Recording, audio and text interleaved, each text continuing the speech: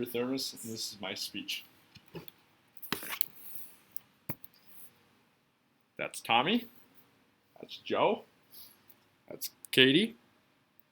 That's Larry. That's Vicky. That's Molly.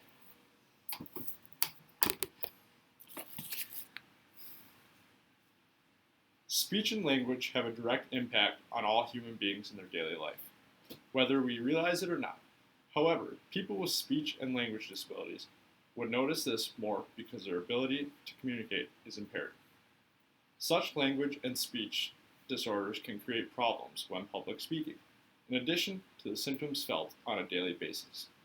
In this speech, I will discuss an overview of speech and language development, followed by the effect of speech and language disorders, and then the treatment options for speech and language disorders, as well as how to support someone with diagnosed speech or language disability.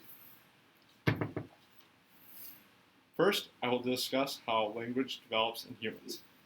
Language is an interesting aspect of the human condition, considering we are one of the only species to communicate using language, and that there are many languages used to communicate. No matter the language the child learns, they will learn the same way. The four main parts of speech: phonology, or sounds and words, lexicon, or vocabulary, grammar, and communication. These parts all develop at very different times over the early human life. Babies will spend most of their early life playing with phonology and lexicon, playing with sounds and adding words to their vocabulary. Children will learn most of the words they use in their lifetime in the first 3 to 4 years of life, whereas grammar and communication come in later in the development of language. Language is a key part of being a human. Nowadays, we spend most of our time communicating through all sorts of outlets, like the telephone, texting, or other various online communication.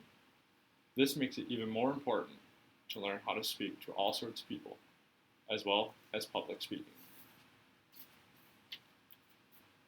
While most of us can speak and communicate before we know how vital it is, some people are born with problems and inhibit their development, or speech and language disorders, making communication even harder later in life when it's most important.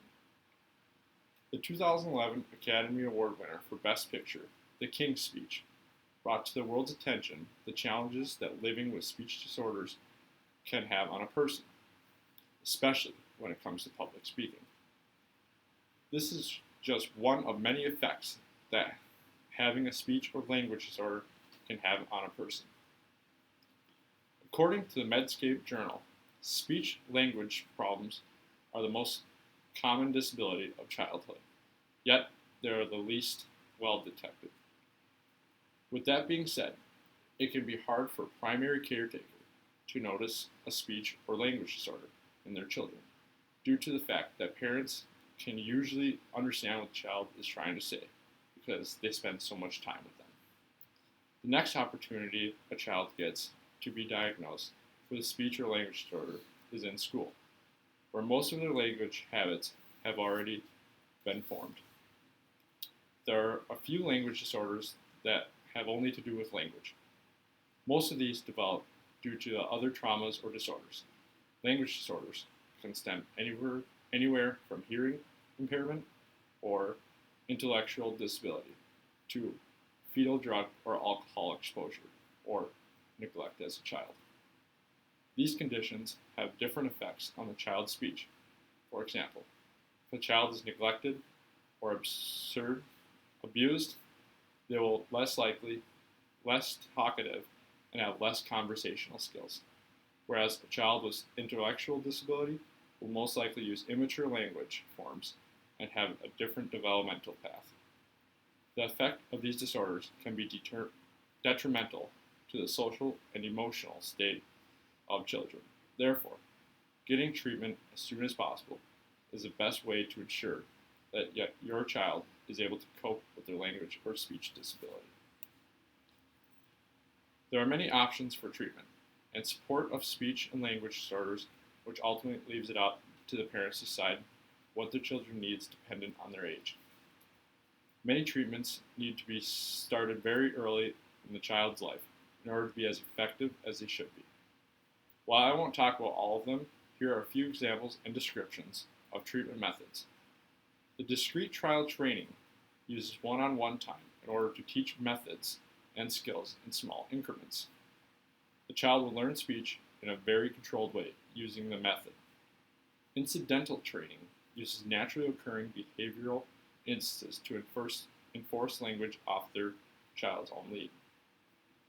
Pivotal response treatment is play-based and uses a child's interest to initiate the therapy. Instead of targeting specific behaviors, this will target whole areas as development for children. In addition to the behavioral intervention methods, there are also language intervention that can either be child or clinical oriented. These help the child more specifically with children. There are many options for treatment in children and adolescents with speech and language disorders. However, these children will also need lots of support from family in order to be confident socially and emotionally. Speech and language disabilities have a lasting effect, but can be treated with therapy and support from friends and family. In conclusion, I have covered the 4 aspects of speech and language disabilities that are important to understanding them. I discussed the development of language and ultimately speech, followed by the lasting effect of speech and language disabilities, then the options for treatment, and how to support people with these disabilities. Now you can better understand speech and language disabilities, and if you have them, you know how to treat them. Thank you.